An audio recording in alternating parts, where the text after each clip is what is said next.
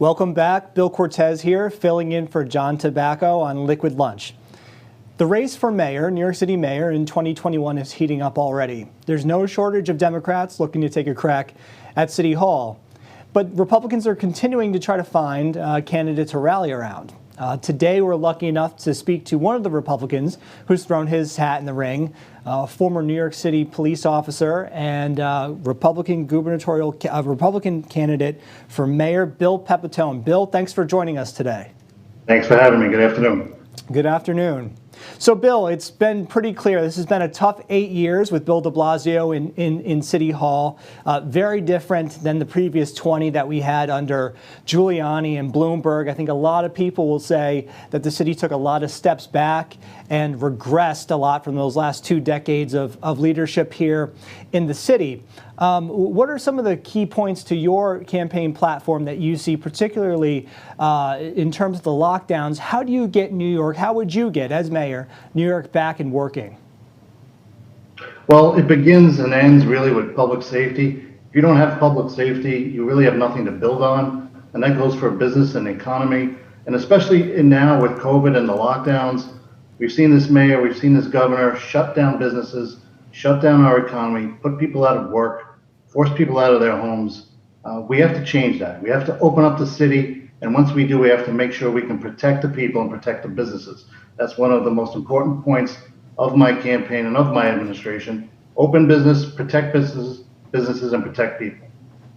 As a former police officer here in the city, I think all of us were very concerned to see the riots that took place across the city this past summer. What do you do to restore the morale of the NYPD that is looking at issues in terms of recruiting and in terms of retention? How do you restore morale to the boys in blue? Well, that's very simple for me. I would restore morale instantly once I become mayor. I've worn that uniform. I've sacrificed in that uniform, and I've lost a lot of brothers and sisters that wore that same uniform. So I know what they're going through. They're going through the worst time probably in NYPD's history as far as morale, as far as support from City Hall and from the City Council. What we do is we let the police department know, we let our police officers know that City Hall has their back. We fight the ridiculous legislation put in place by the City Council that has made it impossible for our police officers to do their job. And we let them know that we need them. The city cannot survive without our police officers. We need them to be proactive. We need them to go out there and keep people safe. And that will be the message I will send from day one. And our police officers will understand that City Hall has their back finally after 8 years. Great. Well, let's talk politics here. The politics of running. The city is overwhelmingly Democratic. They voted in massive numbers to support Joe Biden and to support Hillary Clinton 4 years prior. How do you reach out to Democrats or independents here in the city that you're going to need to vote for you? What type of message are you bringing them across the aisle to win this thing next November? Well, the message is pretty simple. We're losing our city, and it doesn't matter if you're a Republican, Democrat, liberal, or conservative. It doesn't matter. We're losing our city. And unless we make a change and put common sense back in City Hall, it doesn't matter what party's in power. We're going to lose. And New York City will be unrecognizable in 2 more years. We're going to protect people, as we said before. We're going to bring businesses back. We're going to clean up our streets. Our education system, which is on the brink of total collapse, is going to be rebuilt the right way.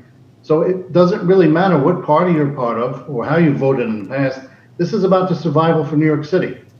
So people have to be willing to put their political beliefs aside and do what's best for New York and do what's best for their families. And I am the right candidate to do such. Terrific, terrific.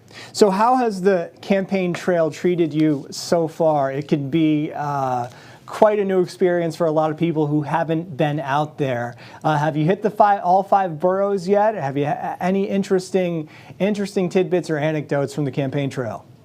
Yeah, we've hit every borough so far. We've done a lot of rallies, especially in wake of the riots last summer and fall. We were out at every borough meeting people. We're a grassroots campaign. So we really had to get our name out there and touch people as often as possible, and we've done that.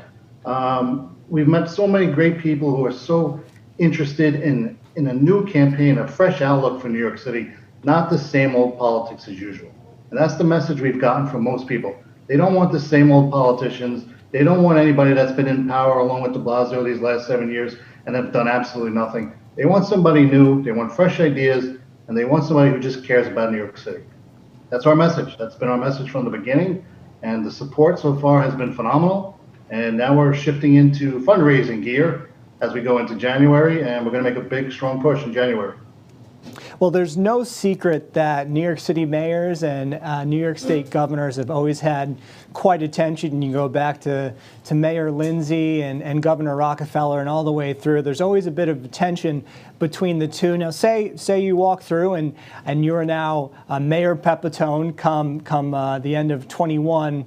How do you deal with a guy like Andrew Cuomo? What type of tact do you take to deal with him? You're going to need help from the city. You're going to have to work with them on things like the MTA. You're going to have to work with the state on things like the MTA. How do you work with someone that really you're so diametrically opposed on so many issues with? How do you work with someone like that? Well, it's not easy, but I think the first thing you do is you sit down with the governor and you wipe the slate clean. Whatever happened between him and Mayor de Blasio, that's in the past. We both have to want what's best for New York. And quite simply, if New York City doesn't survive, New York State doesn't survive. There is no New York State without New York City. So we have to come to common ground. We have to make sure that we're doing what's best for the city. But I also have to make it very, very clear to the governor that I'm fighting for New York City people, that I'm fighting for New York City residents, that I will stand up for our residents, our business owners, unlike Mayor de Blasio. So I think we can find a common ground somewhere. I sure hope the governor is open to that. He's not an ignorant man for all of his other faults. I don't believe he's ignorant. I think he knows he needs New York City to survive. So although his actions haven't shown that, maybe a different messenger can get that point across. Well, former governor, Republican Governor George Pataki, I think, tweeted out earlier that the state's been badly mismanaged, which is very clear. And when you add it to the mismanagement here in the city, it creates quite an issue. And what we've seen is a budget deficit over the next 4 years of $60 billion. So, you know, we are looking at some deep cuts and some big tax increases if we continue on this trajectory. But I think parents all across the state and all across the city are facing these issues with the schools being closed. And we've seen in some cases that kids just clearly are not learning as well as they would in classroom by doing the distance learning. It's disproportionately hurting low-income families and low-income students as well. What is your plan to get schools back open and safely doing that? I think it's something, an anxiety that parents all across the country are facing right now, but certainly here in New York City. How do you get kids back to school? I think the anxiety is being caused by the lack of a coherent plan by both the city and the state. They weren't forthcoming, they weren't clear to parents, and you had a lot of mixed messages. Our message is going to be very clear. We want kids and students back in our schools. We want our teachers back in our schools, but we have to do it safely. It can be done safely. We see the numbers, we see the science. We're not getting clusters of cases from our schools. We can put children back in school and our teachers back in school if we do it safely through HVAC, through proper filtration, to proper ventilation, sanitization, the wearing of masks if necessary, social distancing. If we put everything in place and we make it enforceable, there is no reason why our children can't go back to school. They have to be in front of a teacher. They need it for academic growth. They need it for social growth. This homeschooling, this remote learning is not good for them. And our kids are suffering, and they're going to be suffering for years because of the year and a half they're going to lose. We can get them back in. We can get them back in safely. That's very clear, and I think it's clear from the past 8 years. When the old Reagan quote, "Are you better off than you were 4 years ago?" Are you better off than you were 8 years ago? And I think it's a resounding no here in New York City. Small businesses are suffering now. Our students are suffering now. The safety is eroded from 20 years of progress.